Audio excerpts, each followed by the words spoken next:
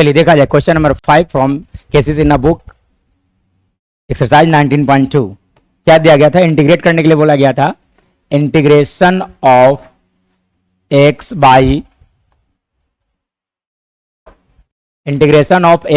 Under root 1 minus 2x dx लिखा गया था। सो कैसे इंटीग्रेट किया जाएगा इसे?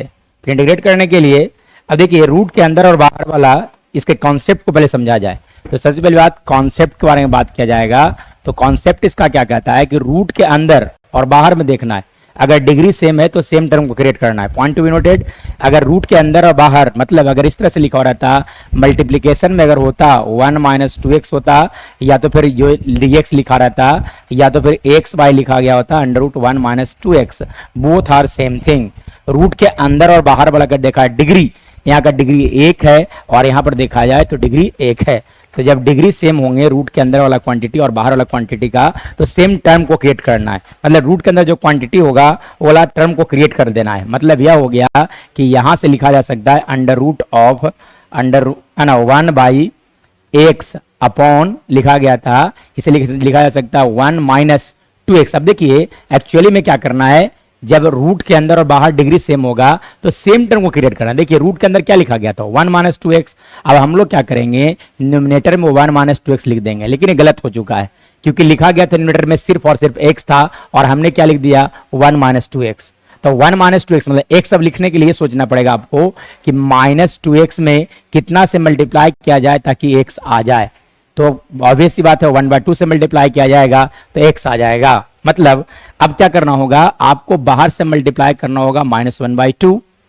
अब इससे एक प्रॉब्लम ये हो गया कि वो x तो लिखा गया लेकिन यहाँ पे एक्स्ट्रा सब्ट्रैक्ट हो चुका है -1/2, इसलिए आपको ऐड करना पड़ेगा 1/2 और लिखा जा सकता है यहाँ से 1/2 divided by under root 1 minus 2x का dx आ गया। मतलब ये जो ऊपर जो लिखा गया है वो x ही लिखा हुआ है। अगर नहीं विश्वास इधर देख सकते हैं 1/2 इंटू मैं अगर लिख देता हूं वहां पे -1/2, अब +1/2 अगर लिखा जाता है, इसे सिंप्लीफाई करने पर -1/2 लिखा जा सकता है और यहां से x +1/2, 1/2 से 1/2 कैंसिल आउट हो जाएंगे, हमारे पास सिर्फ और सिर्फ x ही बच जाएगा। तो ये करना होगा, आपको ऐसा मल्टीप्लाई करना होगा जिससे जो लिखा गया था वही रहना चाहिए। ठीक है, अब आपको क्या करना होगा, इसे दो पार्ट में स्प्लिट कर देना होगा, दो पार्ट में स्प्लिट करना होगा। तो इसलिए हम लोग को दो पार्ट में स्प्लिट किया जाए।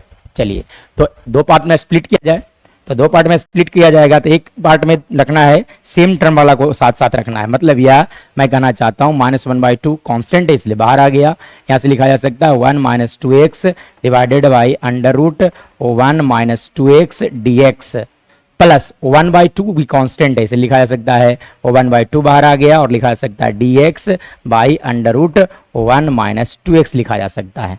ना अगर फर्दर बात किया जाएगा तो इंटीग्रेट करने के लिए अब हम लोग को क्या करना होगा, यहाँ देखिए डिग्री से है ना, सेम यहाँ पे पावर होल पावर 1 है, सेम बेस अगर हम जानते होंगे कि अगर इस तरह से रहता है x to the power m by x to the power n लिखा गया था तो x bar m minus n लिखा जाता है।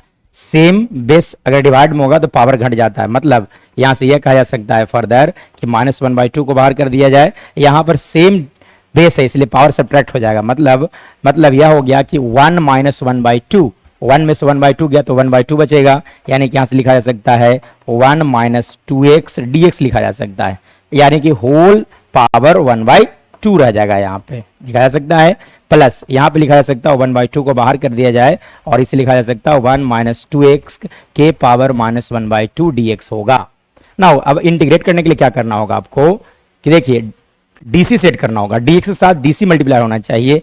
बेस देखिए 1/2 जो लिखा गया इसका बेस क्या है, ये देखिए 1 माइनस 2x का डीसी बगल होना चाहिए, तो 1 का डीसी 0, -2x के लिए बात करें तो -2, इसलिए -2 से आपको मल्टीप्लाई और डिवाइड करना होगा। अब इससे फायदा क्या हो गया, यहाँ पे आ गया 1/4 लिखा जा सकता है, यहाँ से 1/4 हो गया और यहाँ से इसके देखिए x to the power n के फॉर्मूला पे चला आया तो लिखा जा सकता है 1 minus 2x to the power 3/2 divided by 3/2 plus 1/2, यहाँ पे भी सेम वर्क करना होगा। बेस में देखिए 1 माइनस 2x लिखा गया है, इसका डीसी आने वाला है -2, इसलिए आपको -2 से मल्टीप्लाई और डिवाइड कर लेना है। मतलब यहाँ पे लिखा जा सकता है -1/4 into 1 minus 2x to the power 1/2 divided by 1/2 plus c।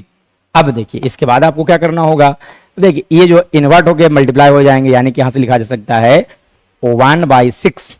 1/6 क्यों मैं बोल रहा हूं, क्योंकि 1/4 इंटू 2/3 किया जाएगा, 2 से 2 कैंसिल आउट हो जाएंगे, यहाँ पे 1/6 लिखा जा सकता है। So 1/6 into 1 minus 2x to the power लिखा जा सकता है 3/2 माइनस 1/2 इंटू 1 माइनस 2x के पावर 1/2 प्लस c, मतलब यहाँ से 1/2 कॉमन भी तो है, इसलिए हम लोग क्या करते हैं यहाँ से 1/2 कॉमन ले लिया जाए, तो हमारे पास बचेगा 1 minus 2x to the power 3/2 divided by लिखा जा सकता है 3 minus 1 minus 2x to the power 1/2 divided by लिखा जा सकता है, डिवाइडेड बाई कुछ भी नहीं, यहाँ पे ये लिखा जाएगा। ठीक है, अब चलिए देखिए यहाँ से अगर बात किया जाएगा तो देखिए पावर 3/2 है, यहाँ पे पावर 1/2 है, तो यहाँ से फिर से कॉमन लिया जा सकता है, 1/2 कॉमन होगा, यानी कि 1/2 इंटू यहाँ से कॉमन लिया जाए तो कॉमन यहाँ पे हम लोग कह सकते हैं कि √1 माइनस 2x कॉमन आ जाएगा, तो कॉमन आ गया, तब क्या बच गया यहाँ पे, तो यहाँ पे बच सकता है 1 माइनस 2x/3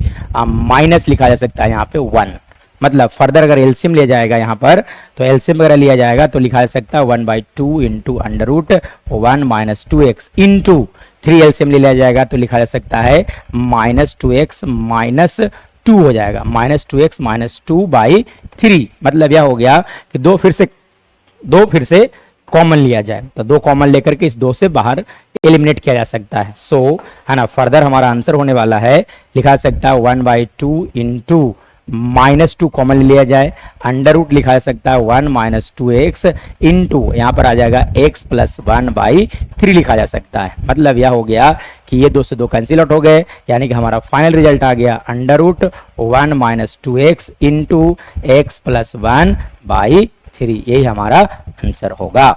चलिए एक बार देख लिया जाए।